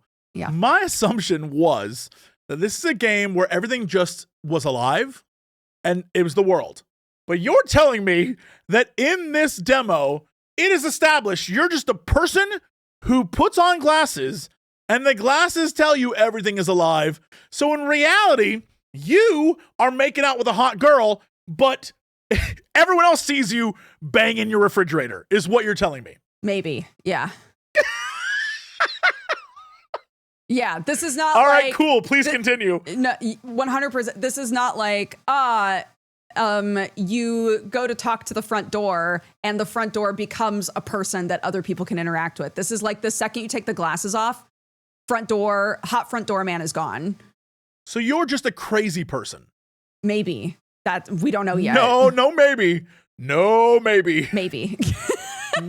But what I want to stress, because I wasn't sure what the gameplay of this was going to be, aside from just trying to chat up everybody in your house, right? First of all, you really can talk to everything. I only brought a couple of things to life because I realized how fun it was going to be, and I kind of just want to like save it for when it comes out. But it looks like the gameplay is that you have to kind of build up rapport with the things in your house. So there are some things that, for lack of a better word, there are some things that are going to be really easy. They're down to talk to you. They're very excited to like be brought to life and have a conversation with you, and it's fine. But not everything is accessible to you yet. And some things that you can talk to are hidden, and you need to figure out how to find them. So it's kind of like a weird, like, creature collector. Dodger? Yeah. What would you say is the easiest household object? I don't know. The bed. I mean, The bed is one I of hate how good of an answer that is. Literally. Of course it's the bed. Of course. Everything in the first day, the like tutorial day, everything that you talk to, you have an option to be like, do you want to date? Or, you know, to like try to come on to them in some way. And then the game has you talk to the bed, and the bed is all innuendo, super sexual the whole time. So, right, you've been sleeping with the bed for years. So you're basically already a couple. Yeah. And you have a lot of lines that are like, I don't know how I feel. I don't know how I feel about the fact that I've now brought you to life and realized that there's like that I'm like sleeping on someone who looks like you, essentially. But again, let me just point out. Yes. This is not the plot I thought this game was at all. Mm-hmm. I thought, again, you just existed in a world where you could date everything. No. You're a crazy person who puts glasses with cool on. Glasses. Mm-hmm. And Felicia Day says you can date things. Now, here's the thing. We've had Felicia Day on the show. I know Felicia. I wouldn't trust Felicia when she says you can date anything. That seems like a setup to me. And I'm just saying, you put on the glasses and then you're like, everything's beautiful. That seems like a trap. That's not good. This is going to end badly for you. If the end of this game isn't you in an asylum of some sort, I don't know what's happening. So there are two things that I want to point out for for people to know. That has nothing to do with what you're saying. When you start the game, you have a cork board, and on the cork board, there are like two sticky notes. One of them is like, make friends, make enemies.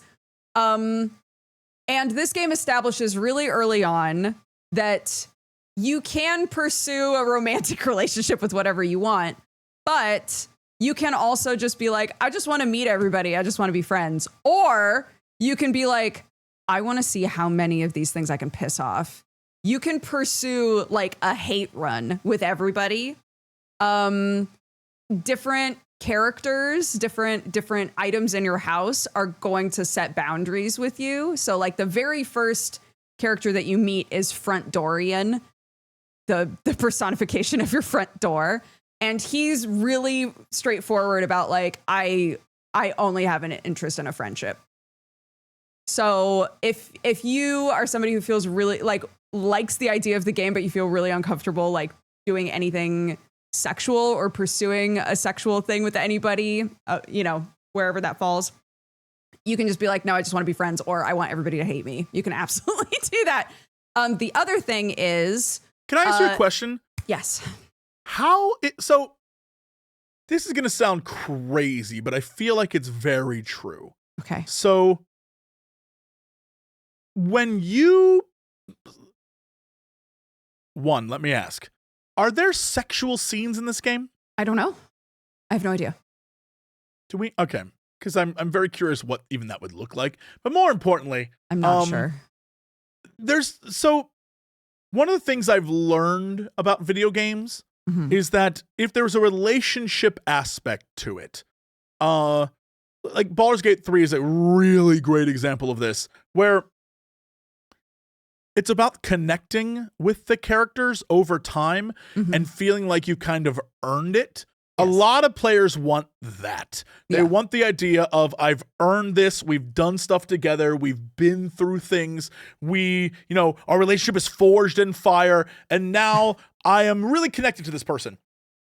In a world where everything is dateable, I'm curious what people will think when it finally, you know what I mean? Like, Yes. it seems like it almost might be too easy to get the date.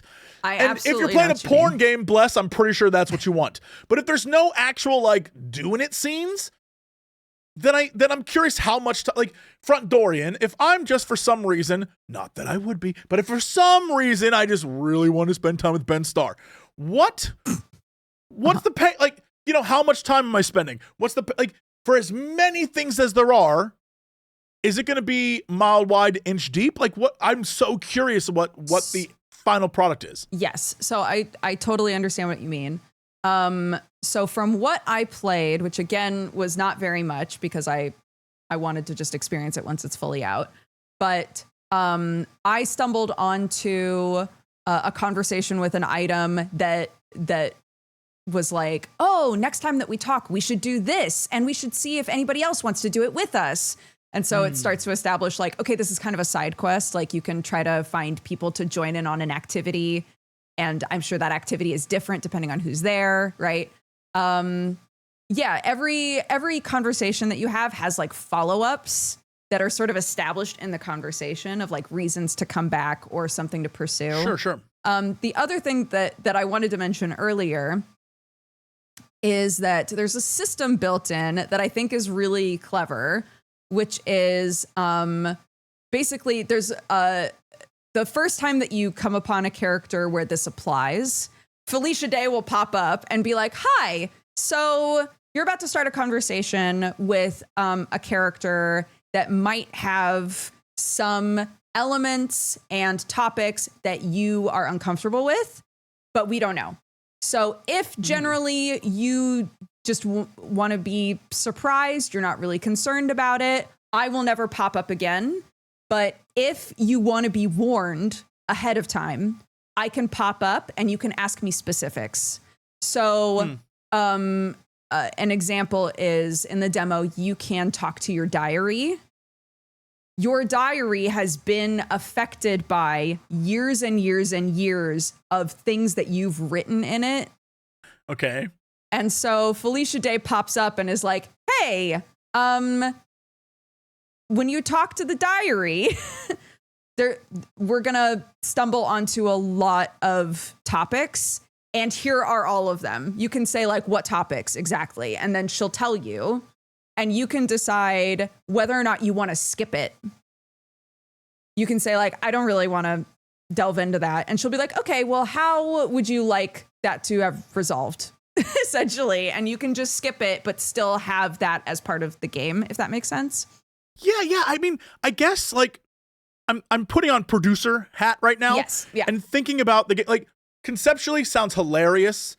It definitely sounds like every VTuber on planet Earth is going to play this game. Yeah. It sounds like a very Spot the Voice Actor game. Yes. But like conceptually, from a producer standpoint, I'm trying to figure out like, okay, we hired a bajillion voice actors, but for some reason not Jesse and Dodger, who would be great styrofoam cups. We would be.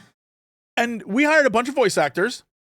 How do we, like, I keep thinking of like, you know, when we talk about making games and the string of all the different connectors and, you know, we have to bring in all these people. Well, you know, how much money do we have for a bunch of voice actors and how many lines do they have and how many, like, I keep thinking, okay, you talked to, you know, the fireplace. So I just saw as Dante Basco and that's hilarious. But how, like, one conversation, two conversations, three conversations, like, when does that stop? When does it become sort of like an RPG where after, you know, a certain number, they just say the same thing over and over and over again? I have no idea.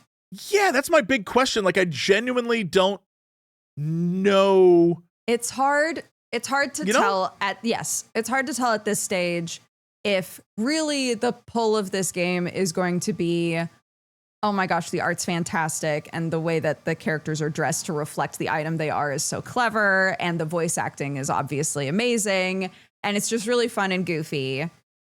If that's as deep as it's going to get, or if it will, with so many characters, if it will give you something substantial to enjoy and latch onto. Yeah, like I absolutely get as a streamer this being a hilarious game to play. You and your audience can spot the voice actors. You can do I get that. Yeah. I think that's an easy sell. However, Johnny Game Man on the street, your average gamer, I still don't know what the end game of this is. I don't know what the objective is. There's a lot of questions I have about the game that I just don't quite understand. And I feel like I have to play a demo, but I don't, from what I'm hearing, I don't know that the demo even gets into that. So there's a lot, I don't know. Again, like I was saying with Baldur's Gate 3, the objective was I'm going to form a relationship with this person and I'm going to get a few sex scenes along the way. But really, this is about me falling in love with Karlach or Shadowheart or, that kind of thing. Yeah. And then this is you can date everything. Okay, cool. I think that's hilarious. And it's going to be absolutely funny as hell. And I still don't trust Felicia Day in those crazy glasses, but I think it's going to be a funny experience. Yeah. But does the funny last? You know what I mean? Does it last? Yes. Does it? Yes. Because it seems like when you say date everything, I'm like, awesome, hilarious. However, how long will I care about dating everything? Yeah. You know what I mean? I think a lot of questions. I'm expecting that in the end, I'm going to be more interested in finding all the items because that seems to be one of the game goals is where is everything in the house? What all can you bring to life? Can you actually bring everything to life? What does it take to bring everything to life, etc. I mean, I will say, if this is one of those, oh man, what was that game where you went on the island and everything was kind of like food creatures? Oh my God, what was that called? Chat, you got to help me out. But it was there was a hamburger man and a French fry guy, and they were all food creatures. Bug Snacks, yes. I thought for the life of me that game was going to have a weird horror element to it because it seemed like it had a weird horror element to it. Right. It absolutely did not. And while the game was fun, I was waiting for it to pick up. Yeah. This is if this is a game, if we find out that Date Everything is what was that, Hatafu Boyfriend? Well, there's something weird going on. Yeah. Then I'd be yes. Now I get it. Now I understand. I'm wondering though if we've come full circle now where that's too expected and it's better to just have a game that is exactly what it says on the tin but done really well. Yeah. Bug Snacks does not in the way that I was thinking. What I'm saying is sorry, I got distracted by people saying Bug Snacks was horror. I'm it's not horror. No. Yeah. But yeah, I definitely if they Doki Doki'd us or did something like that, I think this is a game that would be one of the biggest selling games of all time. You know what I mean? If it's you did everything and then it's oh no, this is terrifying. Yeah. I think that'd be very cool. But at the moment, I'm trying to figure out beyond the initial goof of I recognize this voice and I'm flirting with the voice. What is there? Yeah. And I just don't know yet. I literally don't know. Yeah. There's little nods toward there being, more of an overall story. I just don't know how deep that's going to get. So, but if we want to move on, sure. A couple of weeks ago, I don't remember if you played this game or not, but I played The Siege and the Sandfox. I was talking about I was talking about how people have been wanting with all these Prince of Persia games coming out and stuff. People have been wanting just a pure stealth game. And I think I found exactly what I would be looking for with that, which is Eriksholm. Eriksholm. Eriksholm. Erikshom. Eriksholm. I spelled that completely. The Stolen Dream. Yes. So I thought you had Eric. I was Eric is home. Okay. Eric's home. Eric's home. Yeah. This is a demo that you can play right now. It is a pure stealth game, and it plays so well. It drops you right in the middle of a story. So you're a girl, I think named Hannah. You wake up, your brother's at your bedside. You have a tearful hug And they sort of allude to the fact that you were sick with something, but you've finally woken up. You were in a coma or something similar, but you've woken up and you're fine. And your brother has been trying to like make do. You're both obviously very young, but there's no adults. It's just the two of you. And your brother's been making do however he needed to. And he says, I'm really sorry. I do have to go to work though. And she's like, of course, I get it. He says, I'll be back by nightfall. And of course, he's not back by nightfall. And then the police show up and they're kicking your door down and they're like, where is he? And she's like, at work? I don't know. I literally just woke up. And they're like, well, we're going to need to take you to the precinct. And sneaky little cutie pie, you're like, okay, just let me get my bag. Slip into the vents. So the whole beginning of this demo is you avoiding the cops. And it becomes very clear that it's the common people versus the cops situation. Everybody else in this building is like, you're hiding from the cops, go this way. You know, like everybody's trying to help you out. Yeah, and the stealth mechanics are really nice. It's an isometric view. You're able to like put the camera kind of wherever to really get an idea of your surroundings. The game is really good with like icons to show how sound is working in the room. So if there are people that you want to be discreet around, you are always sneaking. The game doesn't make you decide if you're sneaking or not. Instead, it says if you want to take a chance and run, you can. But otherwise, you will be sneaking if there are police that around that could possibly hear you, right? So it's auto, like you aren't, it isn't one of those you walk normally and then you have to choose to sneak. It's you're sneaking and you can choose to go faster. The second you're in a situation where you should be sneaking, you're sneaking, which I appreciate so much. So instead of worrying that maybe you're not sneaking when you should be, instead your focus is entirely on, okay, watch the police. What's their pattern? When they walk on that specific part of the floor, does an icon pop up that shows that they're making more noise than usual? Maybe I want to avoid that part of the floor, right? So you can really observe them and figure out the best way to get from A to B, like wherever it is that you need to go.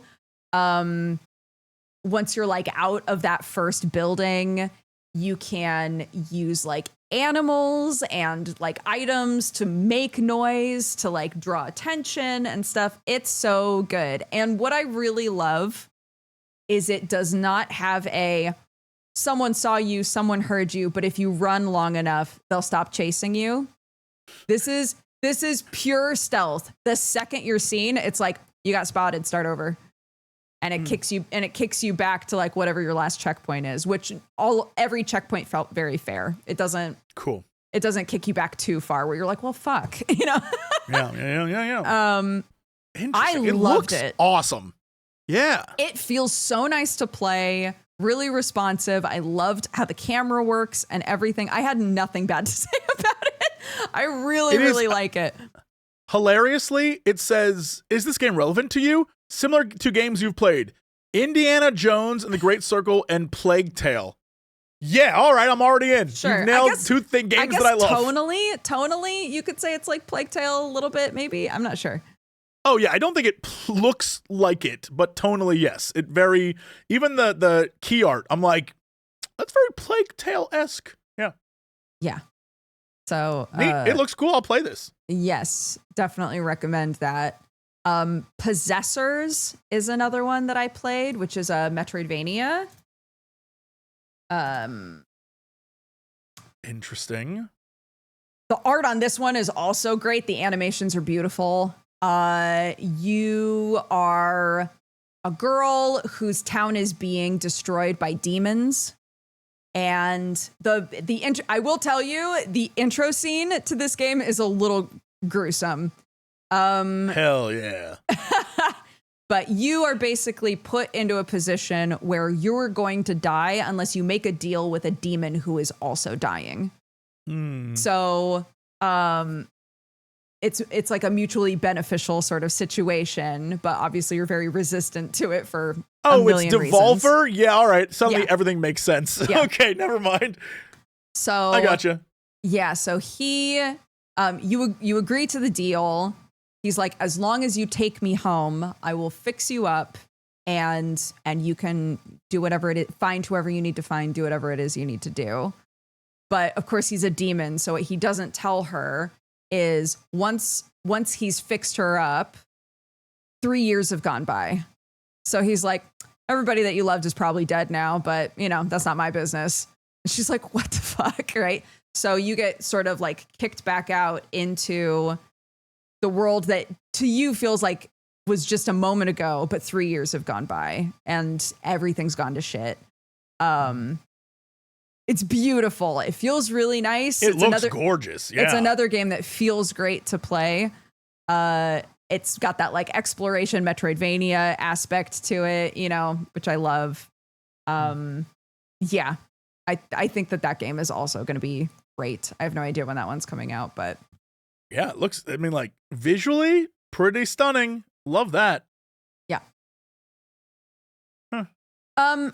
I think that those were really the number ones. Absalom was another one that I played. That's kind of Hades like. The art on that one is gorgeous. If you want another roguelite where there's clearly lots of characters to develop relationships with and lore to find and all of that. Full disclosure, a friend of mine is working on this game, but I played a game called Ambrosia Sky, which is one that I was going to bring up when you were talking about melding genres. It's basically a power wash sim game, but mixed with a sci-fi horror game. So love that. That's cute. Yeah. So you've got like a power wash gun, but it dissolves fungus. So there's like this fungus that's taking over in this area. You're a person who works for a company that's working on what's called the Ambrosia Project, I believe, which is trying to like find the secrets to immortal life or to the next stage of human development because this fungus is killing everything. Yeah, so it's a cool concept. The art's beautiful. Movement wise, it needs some work for sure. There were a couple of times where I was trying to get from like one spot to the other and I was like, So if they tighten up the movement, because they've got like a cool grappling hook and all sorts of stuff in there, but I kept getting stuck on stuff. But it's a demo, so it's fine. Yeah. In that same vein, you should check out Little Rocket Lab. Very small team. Basically like a factory building game mixed with a farm sim.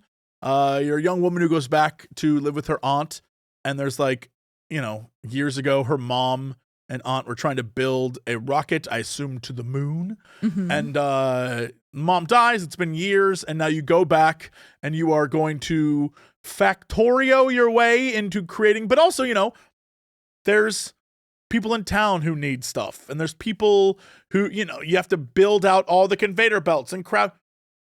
It's a very fun demo. Pretty good stuff. Did you play Rue Valley at all? No. What's that? My brain just died again. It's so early. What was the what's the game that is you love and you made your guy really stupid on purpose? Disco Elysium. Disco Elysium. Mm-hmm. So imagine Disco Elysium. Okay. You are a character who, in the demo at least, has been sent for some crime. We don't really know yet. Okay. Sent to go see a therapist who works out of a motel in the desert, so all of his clients stay at the motel. And he does this to separate them from society, to like get into what's going on with them, and to treat them. Well, while you're there, you can make all the dumb choices. You can spec out your character. I made my guy a drama queen, which was hilarious. So all of my answers were like, oh no. You can, it does a thing where at one point, you see a puddle of water and you see your reflection. You hate what you see. So you can stomp it. And I kept stomping it to the point where my sock got wet. So now I have a wet sock and it hurts my stats, like that kind of thing. Great. Yeah. And premise wise is you go to therapy and you're like, I hate being here. And the guy's like, well, all right, go check your room, go check in, get some rest. You go, you meet the lady at the counter. She's on the phone because the internet's down. And you can sit there for a long time waiting for her. Or you can play games on your phone. You can yell at her if you want. You can do whatever. And then you go to your room and you're like, man, what an absolutely terrible damn day. I'm just going to rest. And then you have a screen where you can piece together events from the day, which pays off later. But at the moment, you're kind of like reflecting on the things that happened. Okay. And then you have a terrible dream based off those things that happened. In my case, there were snakes in my suitcase. Like, that was my dream. I was freaking out. Wake up, because there's a car crash outside. You go outside. There's a guy in a sports car. He crashed into the light pole. You think, oh, maybe he's another one of the people here who's for therapy.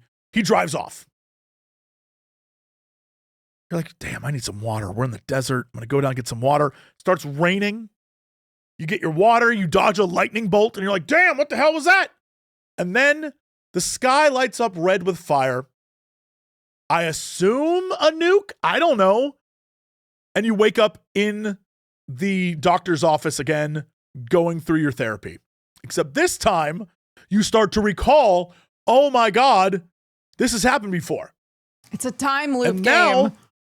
And now all the pieces of your memory, when you think on it, you're piecing, like, wait, that happened before. And now you have new additions to it. And you're piecing together like, wait a minute. I need to figure out what happened. That sounds so fun. Yeah, and it's because of the different stats, you have different experiences every time. So now when you go see, when you talk to the doctor will be like, yeah, I'll talk to the lady at the front desk. You shouldn't have any trouble checking in. So now instead of waiting, she gets a call and you're like, okay, come on, let's get you checked in. When you go upstairs, you're waiting for the car crash, but you don't hear it this time because you accidentally slept through it. So when you go downstairs, you find parts of the car that have been destroyed. And you're like, it did happen. And then the lightning crash happens. You're like, right? And it's a repeating time loop game where you're trying to solve the mystery while repeating time over and over and over again. Fun. And basically, the game starts at 8:00 p.m. and the time loop ends at 8:47. So it's 47 minutes back to back to back to back. And you have to figure out what the hell's going on. Awesome. Very, very cool. Interesting. Yeah. I love that. I'll have to try that one.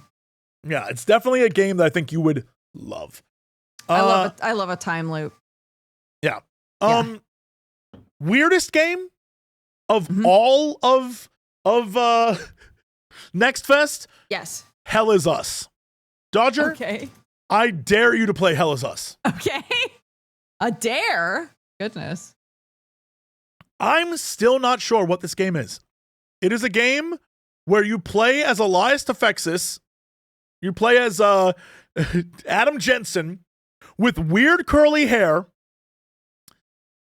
who has snuck into a war zone in a place called Hadia, where everything seems like it's hell named. Okay. You're being interrogated by a guy who looks like a demon, but is just a dude, I think. And in this world, it is like, imagine you're playing a game where you're a dude behind enemy lines in a world where, the UN, except it's called the ON in this game, has gone in as peacekeepers, but then immediately left for reasons you don't know. You meet people who live there. Like, there's this guy, all of his sons were killed except for one, and he's missing. And he's just this old man who lives on a farm. And you could do like a quest for him to go, learn stuff. But while there's dead soldiers around or injured soldiers to help, and there's a frontline battlefield and you can go through the trenches, there's also, for some reason, a weird, mysterious ruin. And in that ruin, if you go inside, there's cryptic words that you cannot read that are from an ancient language. And then there's just white, no-face, looking like Squall from Final Fantasy with the no-face thing, demons. Okay. And you lose, your gun doesn't work, but you get a magic sword, and that magic sword can kill the demons. And Dodger, yes. I don't know what the hell this game is. It might be one of the craziest games I've ever played in my life. It is absolutely That's saying something. Okay. bonkers. Okay. I just don't like. I'll try it. I've been dared. I'll try it. I would love to hear your reaction because everything about it is crazy. But also, there's no minimap and there's no directional tools. So a great example is the farmer's like, oh, in order to get further into the forest, I would let my sons know where to go by jingling wind chimes. So follow the wind chimes, that will get you there. However, if you don't want to follow the wind chimes, you can discover little micro puzzles that will get you items that can help you. Okay. But if you follow the wind chimes, it'll take you where you need to go. Okay. But there is no map. There is no kind of compass thing like a Skyrim or whatever. It's purposefully meant to make you get lost in the world. All right. And at the same time, there's crazy demon creatures that... There's no face boys. Yeah, I just don't know what's going on in this game. It's truly insane. Like you will talk to people and they will be like, I'll never forgive that enemy faction what they did to my boys, right? Or talk to a soldier and he's like, we came here, we killed them all, right? And it seems like a normal, this is hell, right? Hell is us. We are in a war zone and we're causing all of our own problems. Right. But then there are demons. And a man who looks like a demon interrogating you about fighting demons. Uh-huh. And he's like, why did you come to Hadia? I'm like, you live in a place called Hades, bro? And all these demons, like, it's crazy. Yeah. Absolutely, totally bonkers. I'll have to check it out. It looks like a Souls-like. Kind of. Does it feel like that at all? So there's one of the things that you can do. I mean, a little bit. So it's a lot more forgiving. So a great example is you have a drone and the drone can literally put guys in stasis. You can run up and zap them, but it has a cooldown. So you can't do it all the time. Okay. Then some enemies, when you fight them, they have an additional part that you have to kill first before you can kill the enemy. So you're being attacked by 2 guys instead of 1. At some points, you unlock the ability to, if you land a hit or you land a block, a little white thing appears around you for a split second. If you press, I think it's either L1 or R1, you heal a little bit. Okay. So you can, if you're good enough, you can just heal through anything. So a lot of the fights, I just walk up and start swinging wildly, and I'm like, heal, heal, heal. Try. I'm sure it'll be harder later on. Yeah. But yeah, it's not a rogue-like, or not rogue-like, but a Souls-like. Souls-like, yeah. It's not that. There's something, I don't know. I don't know how to describe it. Okay. I think I saw. People I are see saying in chat, it's just an action game. It's a straightforward action game. It's not particularly you have to dodge a bunch. Yeah. You just have to be smart about how you attack. But for the most part, at the end, I was just running past the enemies because my objective was to go back to the farm, and I'm like, oh, all right, gonna run back there, and the enemies would be like, I'm like, no, dude, I got places to be. Bye. So, but it is weird, and there's clearly something going on. Like you find a whole tapestry or like a stone carving that's just like, long ago, the queen would gather the enemy and sacrifice them in front of the tower. We'd all go to watch because it was a pretty cool show. And I'm like, what the hell? Huh? So weird. I'm obsessed with it. Amazing. Yeah. But I don't know. It might be too weird. Like I just don't. Yeah, it's out there. Just inaccessibly weird. Maybe. It's very strange. Okay. We've reached the point of baby run. So can you blitz through the news? Of course I can. Okay. Of course I can. First, really quickly in the news, PS5 players, for the first time ever, are more than PS4 players. There are more PS5 people playing, which is hilarious because we are roughly 2 years away from having a PS6. Right. So that should tell us all something very important, especially for game devs, that the vast majority of people do not care about the hardware or the tech or the whatever. Yeah. All that's really just for CEOs and business guys. Players just want a good game. They don't really care how it looks. It doesn't need to be ray traced to hell, is what we've learned. Confirmation that Silent Hill 1 is being made by Bloober Team. They're remaking it. And that's pretty interesting considering what perfect timing to have Ash the Roboto on Tell Me About to talk about Silent Hill 1, 2, and 3. Mm-hmm. So very lucky there. Excited about that. I never played the first game. Then Creative Assembly announced that they're going to start a new era of Total War games, and you'll find out more in December, I assume during the Game Awards. But as a longtime fan, let me just say that I hope we can move on from them literally just gouging consumers, because lately they have been pure trash when it comes to that. And so hopefully the new era is them being like, oh, we're just going to make good games again. So we'll see. Speaking of, we talked about this earlier, but the Splitgate guy, Splitgate 2, apologized for his attention-grabbing stunt. Again, weird choice to go, we are not like the others, and then show us a clip that just proves you are a game literally that looks exactly like the other games. Yeah. Yeah, but okay. So he apologized for that in the most corporate way I've ever seen. And the reviews are mixed online. Most people are like, it's exactly what you would expect, which is that it does nothing new. Mm-hmm. Then we saw the release of Mind's Eye this week, and it turns out that a game that wouldn't let you play or review it before launch, had weird marketing, never actually showed any real game footage, and as a CEO for basically being like a guy who be scamming players in previous titles, turns out that was bad. What? Weird. My favorite clip on the internet, if you haven't seen this, go look it up. It is incredible. Our boy Co-Carnage goes to play for a brand deal and gets contacted as the game is booting up, canceling the brand deal. I've never seen anything like that in my life. It's crazy. That's so funny. Yeah. So turns out that game not good. Who would have guessed?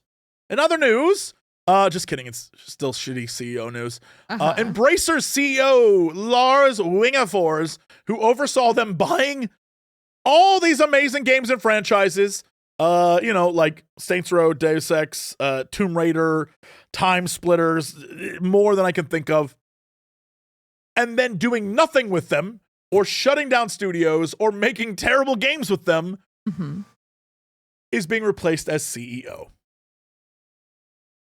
Here's the thing. It's not a full replacement. He's just no longer CEO. Instead, they're moving him to like another, we don't want to hurt his feelings corpo bullshit thing, where it's like, he'll be another role here. So, Embracer, still don't trust them with anything. They had all the goodwill in the world and squandered that. And then, of course, today, we saw the release of The Altars, which I'll definitely check out later today. Very cool stuff. They sent me stuff. Ooh, The Altars, it looks so much fun. I have decided if there's an easy option, I'll probably play on easy mode, because I don't want to. I care way more about Shelter the story. Yes. than I do about the spaceship management part of the game. Exactly. Yes. Yeah, I want to see the story. It looks amazing. The demo was so much fun, so I really want to check that out. And then next week, Firebreak comes out. And so if you want to experience that, I played it at do you want to play that Play together? Days. I would love to play that together. Okay. I bet I could get us keys. You. I know the guys. I bet I could. I have a key already. Oh shit, we should, okay. I know, we should play together. We need to find one more person. It is so much fun. I played with, you know what? I'm not going to put them on blast. I played with other influencers, and because I played before, I was really like the guy, and I felt awesome. Oh my gosh. And it was great. Were you side-eyeing them? Like, no, but I was giving them hot tips on how to play. It was awesome. And then Phil Spencer showed up, and they were like, "You got to go, Jess. You've played before. You can give him a spot." And I was like, Kanye's "Yeah, here. okay. You need to leave." Yeah, it was funny because they're like, we don't want to do this. It's like, it's fine. I'm going to play it at launch anyway. Like, I don't care, guys. It's whatever. But it was very funny. And I was like, I hope Phil enjoyed. So that comes out next week. And that is the news. Woo! Jesse, what's going on with you this week, my dude? You're finally not going to cons? You're home? You're doing your thing? Yeah, I mean, obviously, Father's Day is this weekend. Mm-hmm. And so I'll spend time with the parents on Sunday. But yeah, I'm going to do altars. I am going to finally get back into Expedition 33 because everyone's like, Jesse, where were you? I was like, I'd be working, people. So I'll do that. And then next week will be FBC. I'm very excited. It's a crazy week of games. And yeah, I'm back, baby. He's back. Yeah. I never left, so he You left me here in LA. Oh, brother. If I could teleport,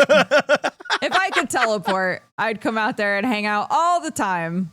But yeah, but then I wouldn't have time to play games. I'm fine. That's so I got fair. stuff to play. I'll stay out of your hair. Stay out of my way. Yeah. Yeah. I don't want to make your life more complicated.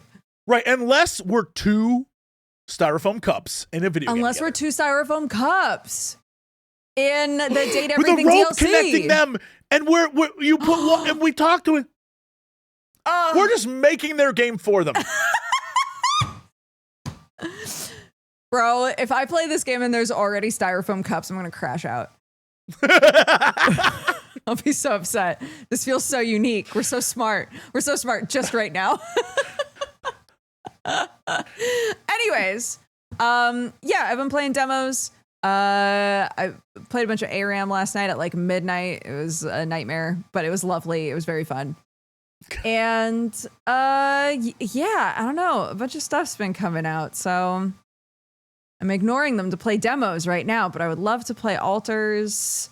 I want to see what that game's all about. So I don't know what's going on. Yeah, I mean, literally we have till Monday, so get as many demos in as you can. I get it. Yeah, play all the demos. But thank you so much for watching, everybody. We're here every Friday.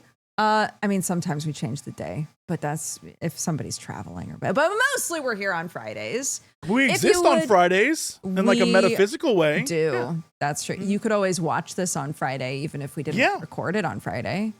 Yeah. And you know what? If you wanted to watch it on a Friday, even though we recorded it on a Thursday, Wednesday, or Tuesday, you could find all of those on youtube.com/Jesse Cox, where all of the previous Geekenders are stored. Also, we're on all of the podcast apps. So if you just want to listen to our voices make goofs, you can do that as well. Have a fantastic weekend. Have a fantastic week. And we will see you next Friday, everybody. Take care. Bye. And bye-bye. Yeah, you know what time it is. It's time for the Geekenders podcast. MegaRan, Jesse and Dodger, what up? Let's go. Yo, it's the weekend. Yeah, it's time to geek out. Let it begin. Go on, stream and shout. It's Jesse and Dodger, so give them a follow and see what the Geekenders are all about. Yo, it's the weekend. Yeah, it's time to geek out. Let it begin. Go on, stream and shout. It's Jesse and Dodger, so give them a follow. #1 geek podcast, without a doubt. Yo, another end of another long week. Got a job and a kid, I know that you all beat. So take a second, grab a drink and vibe while we catch you up in just a matter of time. On gaming, comics, whatever you're doing. If you're nerdy like us, then you know you should tune in. Thank you for sharing our world with us. Now follow, subscribe, and turn this up. Yo, it's the weekend. Yeah, it's time to geek out. Let it begin. Go on, stream and shout. It's Jesse and Dodger, so give them a follow. #1 geek podcast, without a doubt.